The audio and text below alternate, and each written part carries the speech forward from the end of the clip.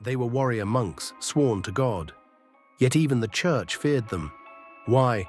Because the Knights Templar may have held a secret more dangerous than the devil himself. 9 French knights who'd sworn vows of poverty somehow ended up richer than kings. The real Knights Templar became a shadow empire that held the entire Christian world hostage. But here's what kept church officials clutching their crosses. The Templars had started acting like they knew something the Vatican didn't. Something that could shatter Catholic Christianity itself. But how does a handful of poor knights become powerful enough to terrify the Pope?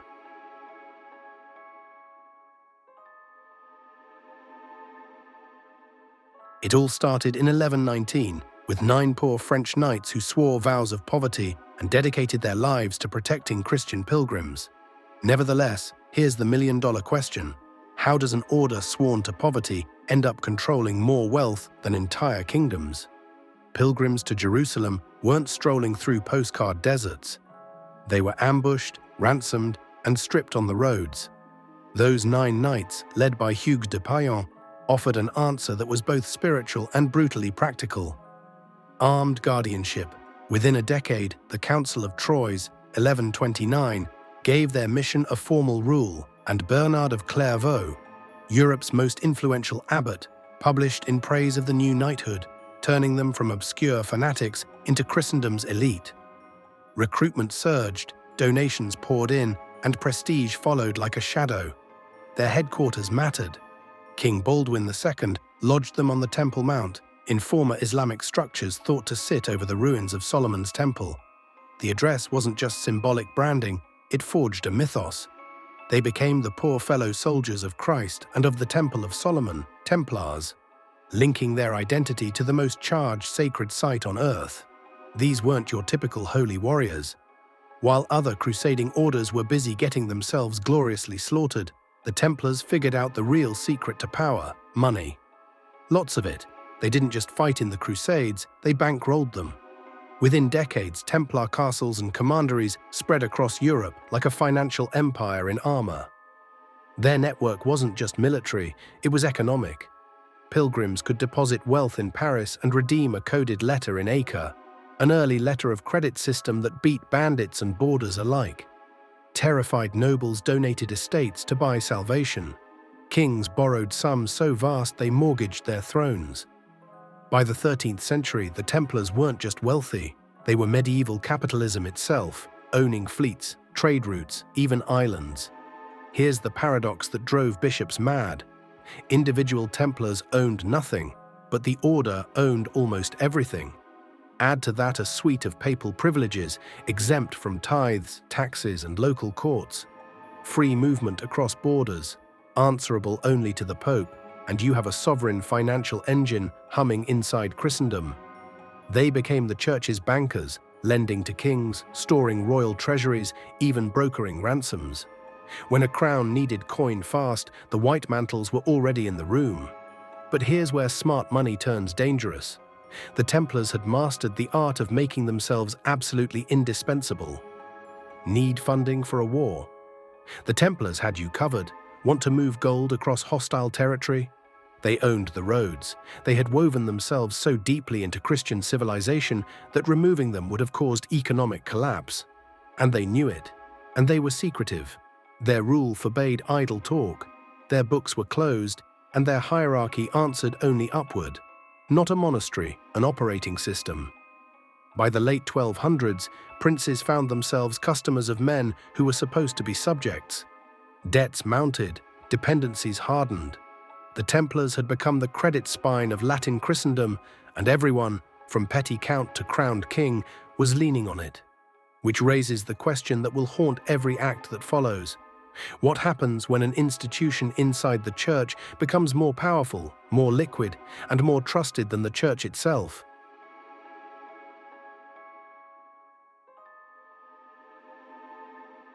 Now here's where impressive becomes absolutely terrifying. What happens when warrior monks with unlimited resources start digging around the holiest site in Jewish history? The Templars' headquarters sat directly on top of Solomon's Temple ruins, the place where the Ark of the Covenant had once resided. For nearly 2 centuries, they had unlimited access to excavate whatever secrets lay buried beneath those sacred stones.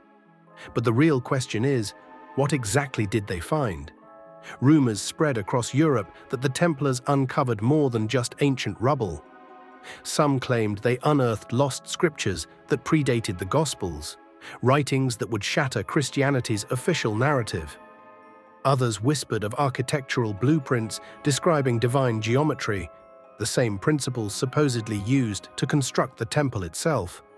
Still more insisted they discovered relics of unimaginable power, objects that weren't just symbols of faith but conduits of it. And at the center of every legend stood one name: the Holy Grail. The cup Christ had used at the Last Supper, perhaps even the same vessel that caught his blood at the crucifixion.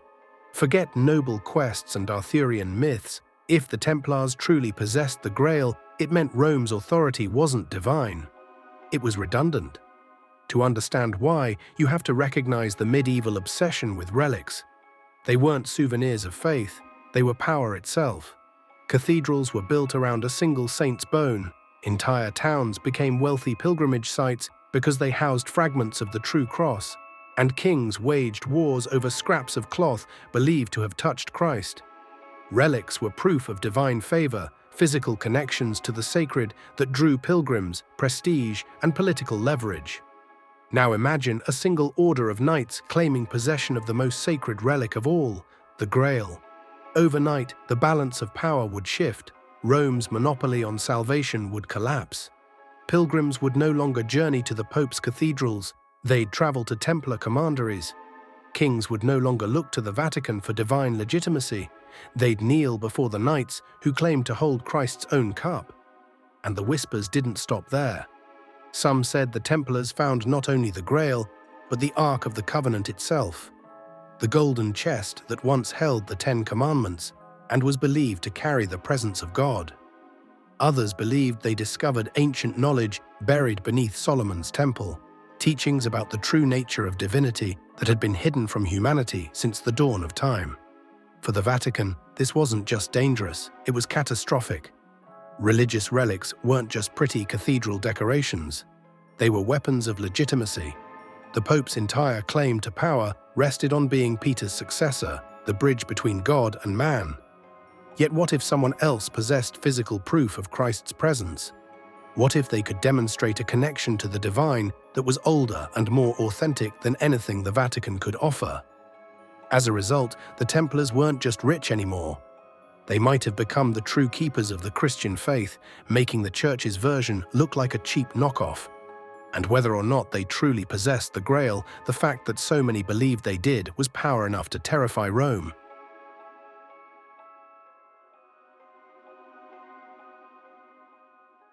By the dawn of the 14th century, the Knights Templar had committed the ultimate medieval sin. They'd grown too powerful for anyone to control. And here's the truth, no pope could stomach. They weren't afraid of the devil. They were afraid of men who no longer needed the Church. For almost 200 years, the Templars had built a network that stretched across continents. Their fortresses dotted Europe and the Holy Land, their fleets sailed the Mediterranean, and their banking system made kings into debtors. They had become a parallel empire, loyal not to Rome, not to kings, but only to their Grand Master. So what does it look like when a religious order stops answering to religious authority? The warning signs had been flashing red for decades. They ignored papal decrees, held themselves apart from bishops, and answered to no one outside their order. Their secretive rituals and locked-door ceremonies became the stuff of terrifying rumor. In an age when secrecy was as dangerous as heresy, silence was the loudest crime of all. But it wasn't just their independence that terrified the Church, it was the rumors that secrecy spawned. Whispers claimed new recruits spat on the cross and denied Christ 3 times. Others said they kissed one another in ritual mockery of holy vows. And darkest of all, they were said to worship a severed head called Baphomet. Were these accusations true? We may never know. But in medieval Europe, perception mattered more than truth. Secrecy itself was damning. Heresy didn't need proof, only whispers. Bishops whispered of arrogance, kings muttered about debts, and in the papal court, fear turned to paranoia. Because here was the Church's nightmare scenario. The Templars had grown so powerful, so untouchable, that the Pope himself no longer had the authority to discipline them. The Pope, who could excommunicate kings, could not control his own monks. The Church hadn't just lost control of them, they had lost sight of them entirely. That blindness bred terror. Refusing to explain rituals, sealing their archives, building a rival network of wealth, it all made them look less like a holy order and more like a rival church. Here's the real nightmare. Satan could be exorcised, heresy could be burned. But what do you do with men who no longer fear excommunication? That's why the Church feared the Templars more than the devil himself. The Templars were something far worse, a movement so secretive and so independent that Rome no longer knew what it was dealing with. And when a power that thrives on absolute certainty is faced with uncertainty, it will always choose the same solution: destruction. If you're enjoying this deep dive into the Church's darkest fears, hit subscribe now, because these revelations are the ones they never wanted you to hear.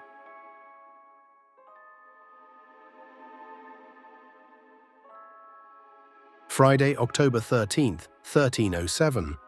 Ever wonder why Friday the 13th is considered unlucky? At dawn this morning, coordinated raids swept across France by order of King Philip IV. The target, every single Knight Templar they could capture. This was no sudden whim. King Philip was deeply indebted to the Templars, owing them vast sums that threatened his crown. But rather than repay, he chose a simpler path: annihilate his creditors. The Pope, pressured by the French crown, reluctantly lent his authority to the purge. And so, on that infamous day, the knights who had once terrified Islam and bankrolled crusades now found themselves dragged from their beds, shackled and accused of the darkest crimes imaginable. But this wasn't about money or politics alone. This was about exterminating an organization too dangerous to exist. The charges read like a medieval horror story: heresy, blasphemy, idol worship, and sexual practices so depraved they could barely be spoken in court. They were accused of denying Christ, spitting on the cross, worshipping demons, and engaging in secret rites that mocked everything the Church held sacred. Under torture, Jacques de Molay, the Grand Master himself, confessed to crimes that would have impressed Satan. They admitted to spitting on the cross, worshipping demonic idols, and engaging in twisted rituals. Every word was recorded, every confession preserved. But we know how medieval confessions were extracted: racks, hot irons, waterboarding before the term existed. Were these genuine admissions of guilt, or the desperate words of broken men saying whatever their captors needed to hear? Even more troubling were the consistencies in the confessions. Many knights, separated and tortured, repeated stories of a mysterious head called Baphomet, an idol that was said to speak, to grant power, to whisper secrets of the universe. Was this invention, or had the Templars truly unearthed something during their years beneath Solomon's temple that both empowered them and terrified the Church? When de Molay was finally burned alive in 1314, reportedly cursing both king and pope as flames consumed him, it marked the end of the most powerful military order in Christian history. Crowds whispered that as he died, he summoned both Philip and Pope Clement to meet him before God's judgment within a year. And astonishingly, both men did. Philip and Clement died shortly after, fueling centuries of speculation that the Templars had called down a curse that haunted Europe long after their ashes cooled. The Church had won, their enemies reduced to ash, their order dissolved, their treasures seized. But the victory was hollow. Rumors spread that most of the Templars' wealth vanished before the raids, their fleets of ships sailing into the mist, never seen again.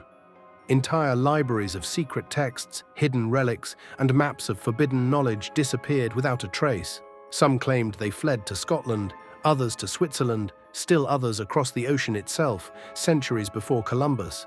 Wherever they went, their legacy endured, in whispers, in symbols, in the growing paranoia of the Church that they had failed to truly kill the beast. So was this really justice, or something far darker? Did the Church actually defeat its greatest threat, or did they merely scatter it into 1,000 hidden corners where it continued to grow in silence, waiting for its return?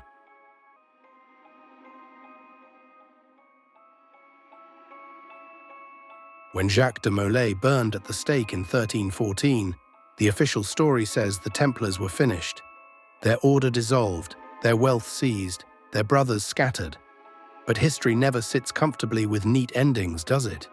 Because within weeks of their destruction, whispers spread that the Templars hadn't vanished at all. They had gone underground. In France, their castles fell, their knights imprisoned, their name cursed. Yet in Scotland, a different story unfolded.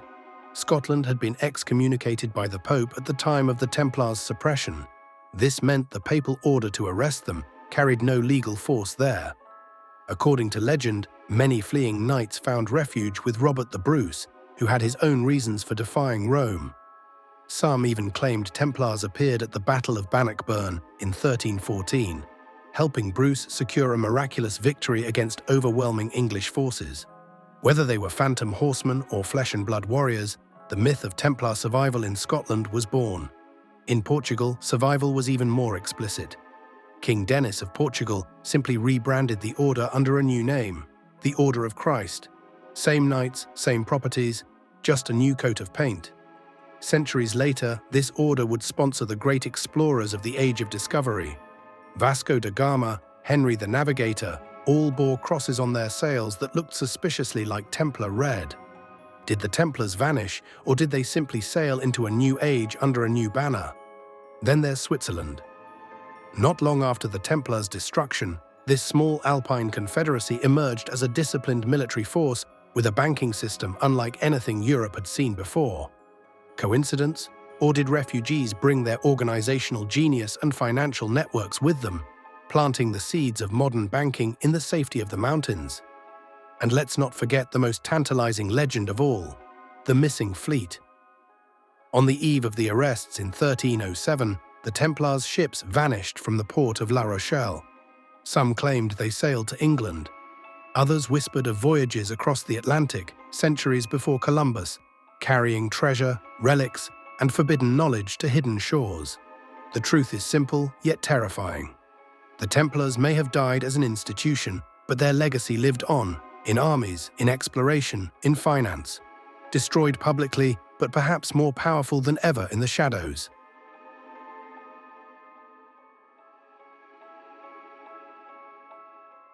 But survival wasn't just military or financial, it was symbolic. The destruction of the Templars planted seeds that would sprout centuries later in ways the Church could never control. Their rituals, their symbols, even their whispers about hidden wisdom began reappearing under new names. Freemasonry claimed descent from the Templars, weaving stories of knights who carried secret knowledge into the lodges of stonecutters and architects. The cross and crown, the double-headed eagle, the architectural symbolism of Solomon's temple, all carried echoes of the white-mantled warriors who had once knelt on the Temple Mount. Was this invention, or was it continuity in disguise? The Rosicrucians, another shadowy brotherhood, surfaced in the 17th century, claiming to preserve esoteric wisdom stretching back to ancient Egypt, early Christianity, and yes, the Templars. Their manifestos spoke of secret orders safeguarding knowledge too dangerous for the masses. In their pages, you can hear the same heartbeat: wisdom preserved, truth hidden, power scattered but not destroyed. And then there is the figure of Baphomet. In the Templars' trials, this mysterious head was the focus of the most damning accusations. Centuries later, Baphomet would reappear as an occult icon, resurfacing in grimoires, esoteric texts, and eventually the very imagery of modern Satanism. What began as an accusation of heresy evolved into one of the most enduring symbols of rebellion against religious authority. Here lies the irony the Church never intended. By destroying the Templars, they may have ensured their immortality. For while kings can kill men and popes can burn orders, symbols are far harder to destroy. Ideas leak through cracks, rituals survive in whispers, secrets hide in plain sight. And maybe that's why the story of the Templars refuses to die, not because they vanished, but because they transformed. Because destruction scattered them into new shapes, new orders, new guises that haunted history long after the last Templar knight turned to ash. If you're still with us, you can see why the Templars were never just another crusading order. They were the seed of something the Church couldn't kill. If you want more revelations like this, make sure you're subscribed and turn on notifications, because the deeper we go, the more dangerous these truths become.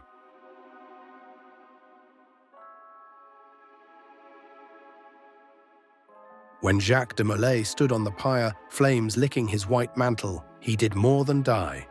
He cursed. As fire consumed him, he reportedly called both Pope Clement and King Philip to join him before God's throne within a year. The crowd shuddered at his words, and then the impossible happened. Within 12 months, both men were dead. Coincidence, or the last act of a man who had commanded secrets the Church couldn't even name? To medieval Europe, it was proof. The Templars had not only been wronged, they had called down divine or demonic judgment on their enemies. From that day forward, their destruction carried the stink of a curse. The curse lived on. Friday the 13th, the day the Templars were arrested, became marked as unlucky. Tales spread that their treasure carried supernatural doom, that those who hunted for it died mysteriously. Entire dynasties fell under whispers of the Templar curse, but the echoes didn't stop in the Middle Ages. Centuries later, during the French Revolution, revolutionaries unearthed old accusations, claiming the Templars had inspired secret societies that helped topple the monarchy. Napoleon was accused of drawing inspiration from their legends. Even today, conspiracy theorists link them to the Illuminati, claiming that their hidden descendants still pull strings in the modern world. Pop culture has only amplified this myth. From novels to films, the Templars remain symbols of forbidden truth, guardians of secrets too powerful to reveal, victims of the ultimate betrayal. But beneath the entertainment lies a core of unease. The Church feared them for a reason, and maybe that reason hasn't vanished. Because here's the chilling thought: what if the Templars' destruction didn't end their influence at all? What if it merely set it loose? The curse of Jacques de Molay may not have been a supernatural spell, but a historical inevitability. Kill the body, and the idea becomes immortal. Burn the knights, and their legend burns brighter. And that's the real fear that lingers across the centuries. The devil could be fought with prayer, exorcism, ritual. But how do you fight an idea that refuses to die? So here we are, 700 years later, still haunted by the question that kept medieval popes awake at night. Were the Knights Templar destroyed because they'd embraced heretical beliefs that threatened Christianity's soul? Or were they eliminated because they'd simply learned too much? Maybe what matters is understanding why the Church feared these warrior monks more than the devil himself. Satan was a known quantity. The Church had battle-tested methods for supernatural threats. Nevertheless, the Templars represented something infinitely more terrifying than the possibility that someone else possessed a more direct, authentic connection to divine truth. So what do you believe? Guilty heretics, or truth keepers silenced by fear? Tell me in the comments, and subscribe now, because the next secret the Church buried might be even darker than this one.